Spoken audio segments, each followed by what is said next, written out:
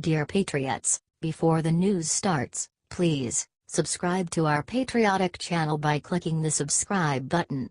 Give us a thumbs up to this video. Don't forget to leave your opinion below in the comments section. Share the news on Facebook and Twitter so your friends see it. Thank you. Terrifying. Clinton's analysis of 1984 will make you thank God she isn't president. Hillary Clinton's new book, What Happened, came out this week. For some reason, people are actually reading it.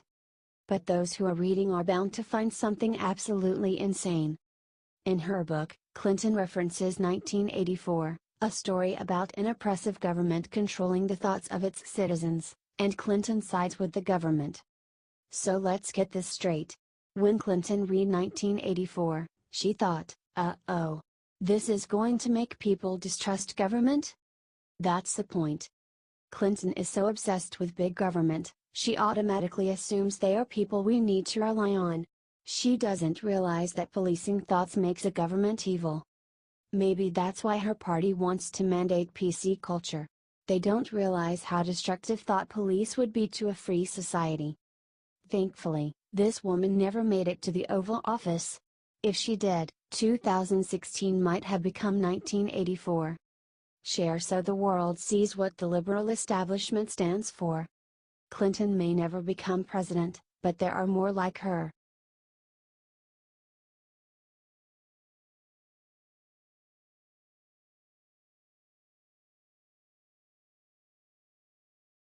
Trump just gave this little boy the surprise of a lifetime, and the media is blacking it out. The little boy who offered to mow the White House is finally getting a chance to because of Donald Trump. According to Sarah Huckabee Sanders, Frank from Falls Church, Virginia, is set to mow the White House lawn this Friday. Here's the video below. Frank is 10 years old and he'll be working with groundskeeping crew to mow the Rose Garden lawn. He'll work with the groundskeeping crew here at the White House and will help cut the grass at the Rose Garden, she said. The president is committing to keeping the American dream alive for kids, like Frank, and we're all looking forward to having him here. Sanders read Frank's letter at the press briefing last month. He offered his services and even offered to bring his own fuel and batteries for the equipment. Even though I'm only 10, I would like to show the nation what young people like me are ready for, the letter read. God bless this young man. It is great to see that our president is going to help him out and make his dream of mowing the White House lawn possible. The media is intentionally not showing this story.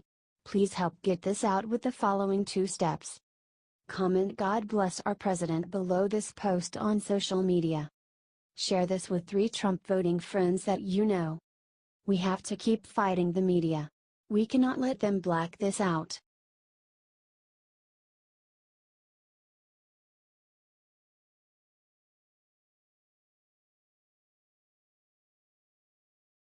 Hail Mary. Trump and the GOP just teamed up to do something totally insane today. It has been a rough road full of disappointment for the Obamacare repeal effort. 3 senators opposed the scanny repeal in August, tanking bill and frustrating President Trump and his supporters. It looks like hope could be on the horizon, however, as 2 Republican senators are crafting a new Obamacare replacement. Lindsey Graham, SC, and Bill Cassidy, LA, introduced a bill on Wednesday that would repeal Obamacare and give block grants to individual states, which would then decide how to pay for health care. President Trump did not address the specifics of the plan, but was happy the repeal effort was moving forward, saying, "I applaud the Senate for continuing to work toward a solution to relieve the disastrous Obamacare burden on the American people. As I have continued to say, inaction is not an option, and I sincerely hope that Senators Graham and Cassidy have found a way to address the Obamacare crisis. The bill must be introduced in 17 days to be passed with a simple majority.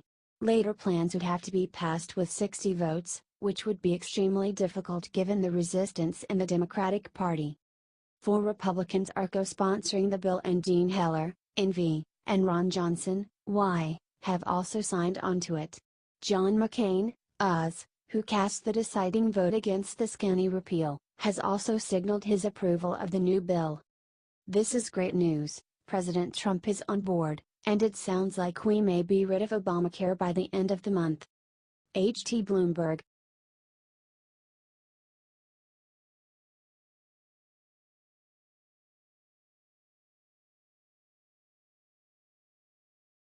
Susan Rice just admitted the sick thing she did to Trump's campaign during the election. So it turns out that Susan Rice is exactly the liar we all knew she was. It turns out she lied when she told CNN earlier this year that she did not unmask Donald Trump campaign staff during the election. Well, forget that because she just gave a private testimony to the House Intelligence Committee, and guess what? She admitted that she did unmask Trump campaign members during the election. But wait, why all? There's more. Rice claimed her reason for unmasking Trump officials was not because of Russia. Instead, it was because she was investigating why a prince of the United Arab Emirates was visiting with Kushner, Bannon, and Flynn without telling Obama first. So apparently their whole investigation started with a search into a prince of the UAE and then jumped to Trump and Russia. The UAE said that the meeting was simply an attempt to build a relationship between the future president of the United States and their country. If Rice and Obama were hiding something like this, though, it makes you wonder what else they could be hiding. Hell, here is the actual interview where Rice claims she didn't do the unmasking that she admitted to today. The media is trying to spin this story and make it against Trump. It is not against Trump. This is either her caught in a lie or the predecessor to something bigger than Watergate for the entire Obama admin.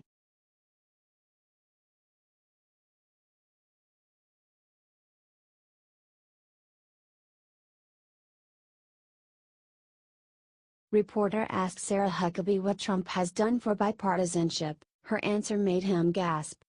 Pretty much everyone in America saw Trump's deal with the Democrats last week to get hurricane funding as a smart deal from a president who wants to work with Congress for America. Everyone except the media, apparently. During Sarah Huckabee Sanders' press briefing today, one of the reporters decided to go after Trump for working with the Democrats. He was trying to spin it like Trump was failing the Republicans by working across the aisle. Then Sarah struck back. Sarah Sanders said that President Trump has done more for bipartisanship in America in the last 8 days than President Obama did in all 8 years. She told the bloodthirsty reporters in the WH briefing room. This president is negotiating on behalf of the American people, exactly what he was elected to do. The idea that you keep trying to distort this into a bad thing is exactly why this president was elected. They were sick and tired of business as usual. They wanted somebody who would break up the status quo, that would bring people from both sides of the table together to have a conversation. This president has done more for bipartisanship in the last 8 days than Obama did in 8 years. But, knowing those reporters, they were not gonna let that go. They can let someone smear the name of their Supreme Chancellor Obama like that. Instead, one of them asked in what ways Trump was more bipartisan than Obama. Sarah was ready for them, too.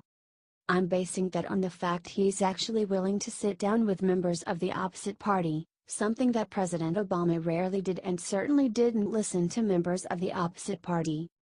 I can't think of a single time where he made a deal with anyone from the opposite side, from beyond the Democrat Party. This president is committed to do that. He hasn't just done it once, he's continuing to do that. And President Trump really is keeping his bipartisan outreach going. Tonight he has a private dinner with Pelosi and Schumer to get the ball rolling on tax reform. Thank God we finally have a president who works for and with all Americans, not just his party. Share this if you are proud of what Trump's doing.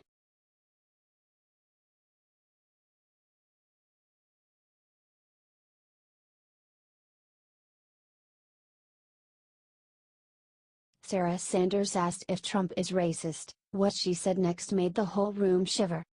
White House Press Secretary Sarah Huckabee Sanders puts up with so much crap from the liberal press. She was recently asked if Jim Hill's comment that President Trump was a white supremacist was a fireable offense. I think that is one of the more outrageous comments that anyone could make, Sanders said. It is certainly something that I think would be a fireable offense by ESPN. ESPN hasn't fired her. They just reprimanded Hill and put out the following statement. The comments on Twitter from Jemele Hill regarding the president do not represent the position of ESPN, the network said in a statement. We have addressed this with Jemele and she recognizes her actions were inappropriate. Curt Schilling was fired for making transphobic comments on Facebook, but Jemele has been given the go-ahead to say racist things about our sitting president. Share this if you think young Jemele should be fired.